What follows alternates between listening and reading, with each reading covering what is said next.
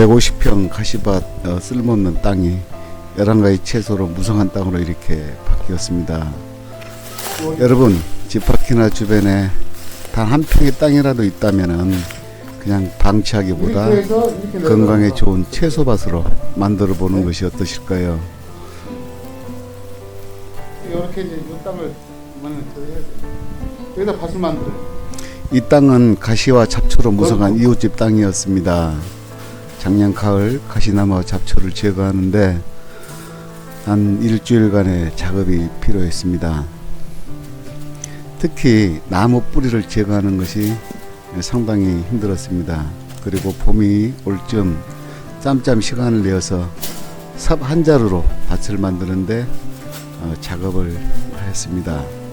여기에서 얻을 것이 있었는데 바로 담을 쌓을 돌이 필요하기도 했습니다. 리더스관 행복정원 돌담을 쌓는데 필요한 돌은 이곳 밭을 만드는데 나오는 돌로 충당하는데 더 많은 도움이 되었죠. 그렇다면 채소를 심을 밭을 만드는데 필요한 내용을 제가 경험한 것을 가지고 여러분들에게 말씀드리겠습니다. 여러분, 혹시 주변에 내 땅이 아니어도 방치한 땅이 있다면은 땅 주인에게 이야기해 보세요. 텃밭을 만들고 싶다고요. 아마 제 생각으로는 반대하실 거라 생각합니다. 땅도 가꾸고 필요한 정도로 가치 있게 사용되면 좋겠죠. 텃밭을 만들기 위해서는 제일 먼저 해야 할 것이 돌이나 필요 없는 잡초, 잡목을 제거해야 합니다. 그런 다음 물 빠짐 비수로가 가장 중요합니다. 어떤 채소든 물 빠짐이 제대로 되지 않으면 채소가 건강하게 자랄 수 없기 때문입니다. 특히 대파 같은 경우는 물이 고이니 뿌리부터 썩어 망치는 경우를 저는 이렇게 경험을 했습니다. 그런 다음 토양 개량을 해야 합니다. 토양 개량을 하기 위해서는 퇴비를 몽땅 뿌려주는 것이 매우 중요하죠. 퇴비는 음식물이나 낙엽을 가지고 만들어지지만 주변에 농사 짓는 사람이 있다면 이런 개분을 퇴비를 부탁하여 사용하는 것도 좋을 것 같습니다. 개분 퇴비는 닭의 분면을 원료로 만들어지는 것인데 질소, 인산, 칼륨 등이 풍부한 토양 유기질 퇴비입니다.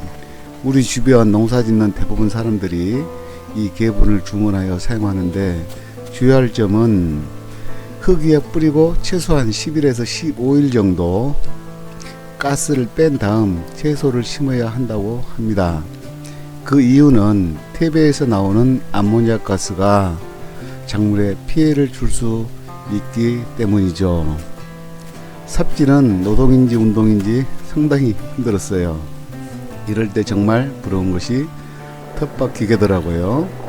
150평 삽질로 밭을 만들기란 정말 저도 놀라웠습니다. 다음에는 꼭 텃밭 기계로 할 것이라고 굳게 맹세하기도 했습니다. 밭을 만드는 데 필요한 도구들이 필요한데요. 삽은 아주 기본적이죠. 깽이나 호미도 필요합니다. 여기서 농기구를 구매할 때 싸구려 수입산을 사지 말고 이왕이면은 한국산을 선택하는 것이 중요할 것 같습니다. 물론 비싸겠지만 그래도 훨씬 더 경제적입니다. 수입산 싸구려는 부러지고 뿌려지는 게 아주 일상이더라고요. 제가 지금 사용하고 있는 저 삽은 한국산 금악삽입니다. 너무 튼튼하고 무거운 바위를 들어도 잘 부러지지가 않았습니다. 물기를 만들 때는 삽 높이만큼 깊게 파는 것이 매우 중요할 것 같습니다. 텃밭의 물길 배수로는 작물 재배에 너무 중요합니다. 물 빠짐이 제일 닿지 않으면 작물 피해를 입기 때문입니다. 밭을 만들기 위해서는 작물을 심기 전 토양 살충제를 뿌려줘야 합니다. 토양에는 각종 해충들이 많은데 작물을 심었을 때 뿌리나 어린 싹을 갉아먹어 발생하는 각종 해충 피해를 막기 위해서입니다.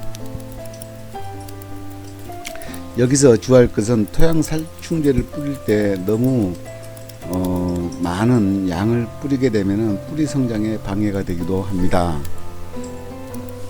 다음으로 밭을 만들 때는 흙을 뒤집어 줘야 합니다. 흙을 뒤집을 때는 깊게 파야 합니다. 깊을수록 아주 좋겠죠. 저 같은 경우는 삽 깊이만큼 팠는데 이 작업이 힘든 작업이지만은 매일 조금씩 하다 보니 어느새 밭이 만들어져 있는 걸 알았습니다. 옛말에 시작이 반이라는 말이 있지 않습니까? 무슨 일이든 시작하면 된다는 말이겠죠. 흙과 탭이 그리고 토양 살충제가 잘 섞일 수 있도록 흙을 뒤집어 줘야 합니다. 흙 뒤집게 좋은 농기계는 산발이가 아주 좋아요. 깽이는 보다 훨씬 효과적인 것이 산발이었습니다. 그 이유는 흙을 당기는 면적이 깽이보다 적다 보니 힘이 많이 들어가지 않더라고요. 흙이 잘 섞였다면 채소를 심을 멀칭을 해야겠죠. 비닐 멀칭 작업을 할 때는 어떤 채소를 심을 건지, 한 줄로 심을 건지 두 줄로 심을 건지 이해를 하고 멀칭 작업을 해 주세요. 비닐 멀칭 작업을 하는 이유는 두 가지가 있는데요. 그것은 잡초가 잘 자라지 않게 하는 것과 땅에서 올라오는 수분을 뺏기지 않고 가두는 이유가 있다고 합니다. 이곳 밭에 심을 채소들은 대파, 상추, 치커리, 가지, 청양고추, 아사기고추, 애호박, 그리고 수박, 애플수박, 그리고 큰 호박 있지 않습니까? 그리고 깻잎나무, 미나리, 옥수수, 오이 등 총 14가지 작물을 심었습니다. 대파는 비닐 멀칭을 하지 않고 집단으로 모종을 심었고요. 가지는 한 줄로 비닐 멀칭을 하여 심었고요.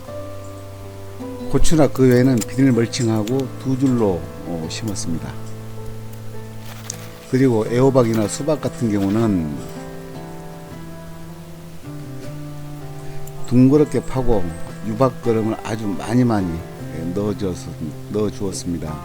충분한 영양을 공급해 줘야 수확하는데 큰 도움이 된다고 해서 색다르게 밭가리를 만들어 봤습니다. 작년에 12가지 작물을 심었는데 성공한 것은 가지와 고추뿐이었습니다. 다른 것들은 물도 잘 주고 정성스럽게 키운다고 노력했는데 다 실패하였습니다. 그 이유는 퇴비가 충분하지 못했고 밭갈이 할 때 배수로와 흙을 충분히 잘 깊게 갈아 섞었어야 한다는 것을 나중에 알게 되었죠. 아마 올해는 모든 작물이 잘 자라고 성공할 것 같은 예감이 듭니다. 역시 실패와 경험을 통해서 배우는 것도 나쁘지는 않은 것 같아요. 어때요? 4주 정도 지난 작물들의 이 모습들입니다. 앞으로도 실패를 통하여 배우고 학습하여 좋은 컨텐츠로 구독자님께 보답하겠습니다. 감사합니다. 해바스 이 원장이었습니다. 감사합니다.